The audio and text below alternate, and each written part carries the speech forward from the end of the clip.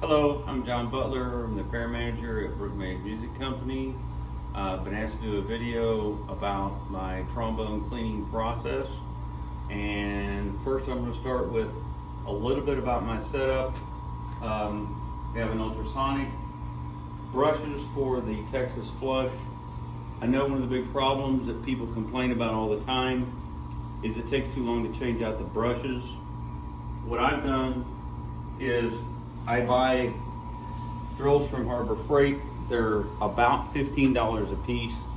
They're very inexpensive. I have splitters set up at each of my sinks, and I have multiple brushes and drills, obviously different sizes, and some set up for mouthpieces. So instead of changing it out with the chuck, I simply do the quick disconnect and change out the drill, and then when the brushes wear out, I change them.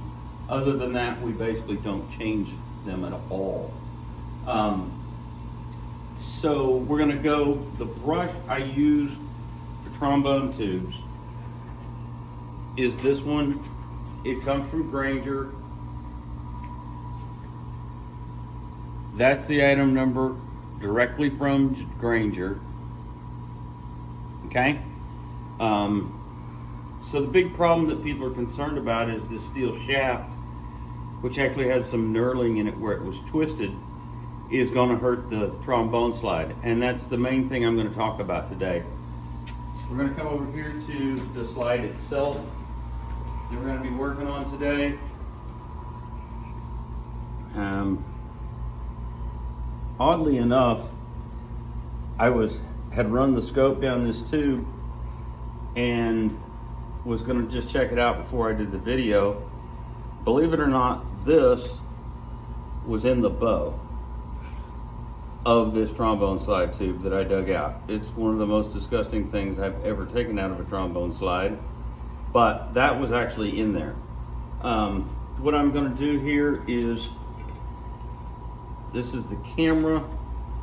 I'm just going to run this down and show you the before picture of all the stuff in this slide.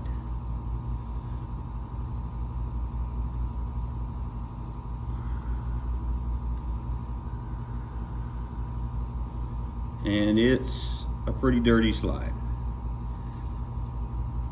Okay?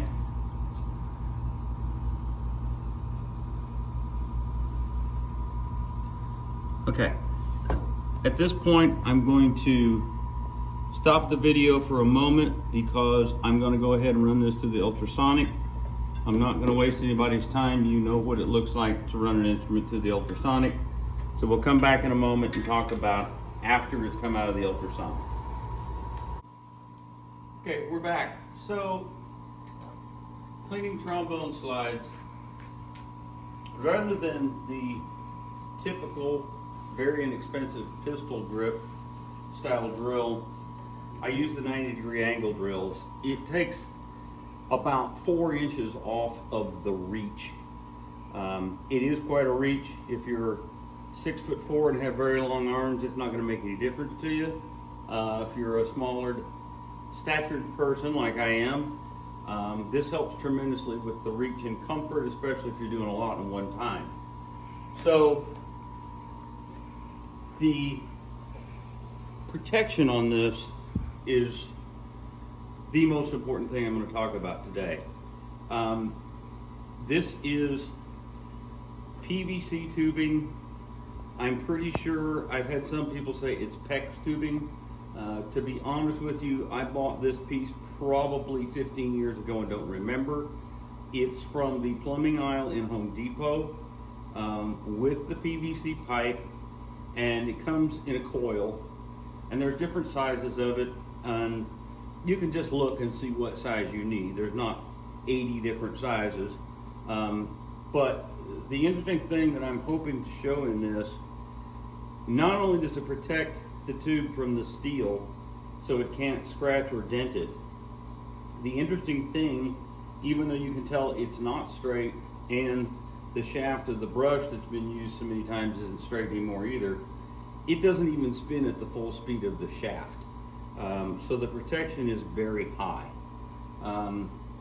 Another thing, when you're cutting your brush, you want to make sure it will go through the bottom inside tube. That's what I use to measure length for how long I want it to be.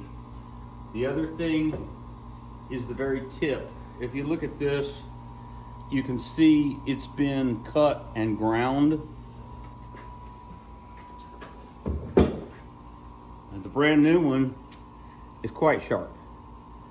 And I don't want to run that down and protect and potentially damage the crook because I jammed it in there too hard. So to protect that, I cut it off and round it.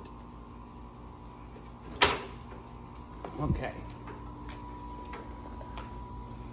Okay, so this is just the standard slurry everybody knows about. It's Dawn, lava soap, and water that's been mixed up. I pulverize the soap in a plastic bag with a hammer, put it in a coffee can to soak. Once it's soaked, I pick it out, put it in the blender, and make my slurry.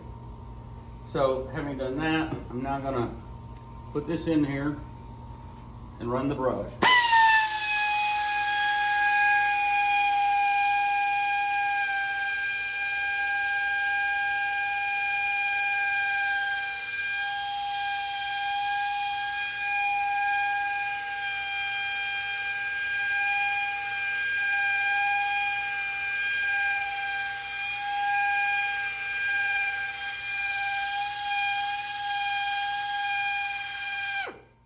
Okay, that's one trip through. And I'm just going to show you what's coming out of a slide that's that dirty with one pass. Okay? Get the other side.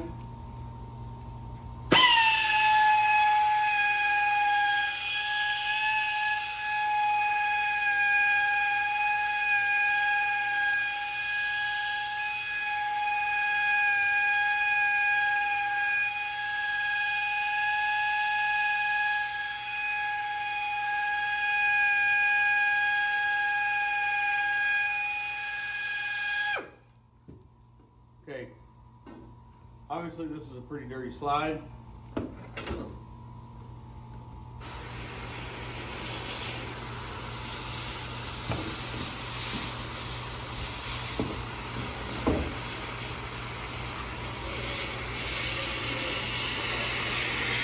You can see what's coming out of it.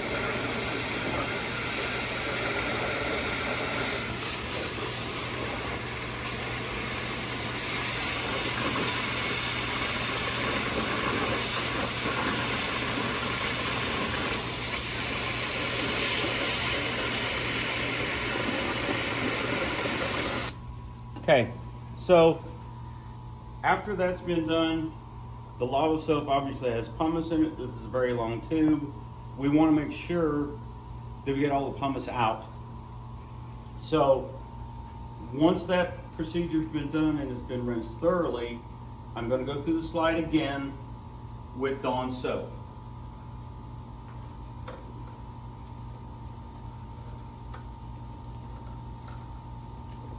Rinse the brush off first.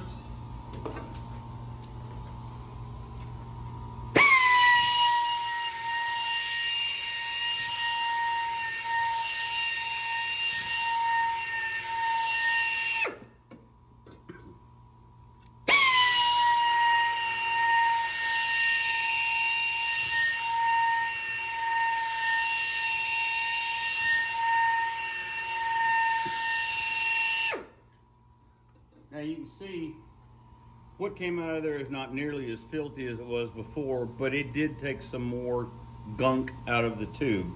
At this point, I'm going to pause again. I'm going to rinse this out thoroughly, and then we're going to go back to the endoscope and see what this slide looks like now. All right, here we are. Take a look inside. It's got some deep scratches. This is a really old junk slide, by the way. Probably had an expander run through it 50 times.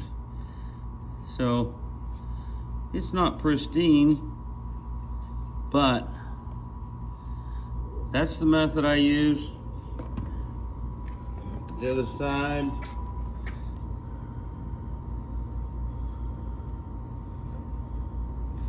Little scale still in there, but trust me, it's about as clean as that old slide's gonna get. If you have any questions, contact me at johnbutler@brookmaze.com.